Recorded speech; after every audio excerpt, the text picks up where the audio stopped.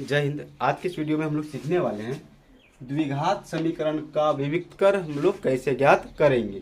Question क्या दिया गया है, समीकरण 3x² - 2x + 1/3 = 0 का विविक्तर ज्ञात कीजिए और मूलों की प्रकृति ज्ञात कीजिए। यदि वे वास्तविक है तो उन्हें ज्ञात कीजिए। तो मूलों की प्रकृति वास्तविक कब होता है और अवास्तविक कब होता है, चलिए पहले हम लोग उसको समझ लेते हैं। अगर यदि विविक्तर यानी कि d का मान 0 से बड़ा होगा तो ये वास्तविक होंगे। अगला कंडीशन क्या है, यदि d का मान 0 के बराबर होंगे तो ये भी वास्तविक होंगे। लेकिन वहीं अगर यदि d का मान 0 से छोटा होगा यानी कि ऋणात्मक में होगा तो ये अवास्तविक होंगे। जब जीरो से d का मान बड़ा होगा तब इनके दो अलग अलग मूल्य ज्ञात होंगे।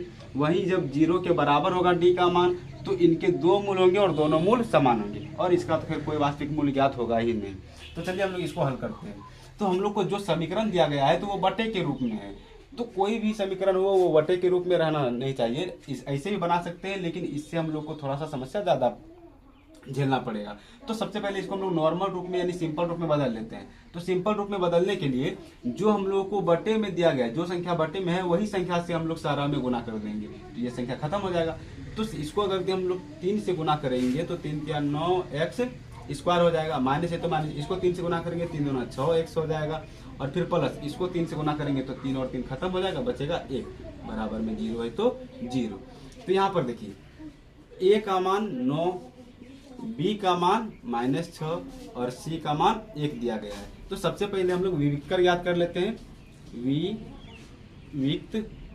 विविक्तर तो विविक्तर को d से सूचित किया जाता है। तो विविक्तर का फॉर्मूला होता है b² - 4ac। तो b का मान कितना है, -6 है तो -6, स्क्वायर है तो स्क्वायर माइनस 4 अगुना a का मान कितना है 9 है तो 9 अगुना c का मान कितना है 1। तो देखिए 6 का स्क्वायर तो 6 के 36 हो जाएगा और माइनस माइनस प्लस तो प्लस में हो जाएगा 36 और ये हो जाएगा माइनस में 9 चुके 36 तो 36 को 1 से गुना करेंगे तो 36 ही रहेगा। 36 प्लस में 36 और माइनस में 36 तो जब दोनों को हल करेंगे तो इसका मान क्या हो जाएगा 0, यानी कि d बराबर क्या हो जाएगा 0। तो d का कंडीशन क्या था विविक्तर का, d का मान 0 होगा तो इसके दो समान मूल हो ज्ञात होंगे। तो चलिए हम लोग इसको हल करते हैं। तो इसको हल करने के लिए हम लोग द्विघाती सूत्र का उपयोग करेंगे। द्विघाती सूत्र से तो द्विघाती सूत्र क्या होता है, x बराबर -b plus minus √b² - 4ac अब बटे में होता है 2a। तो देखिए माइनस है तो माइनस b का मान कितना है, b का मान -6 है तो -6 दो चिन्ह एक ही जगह नहीं रहता है, जिसको ब्रैकेट में घेर देंगे।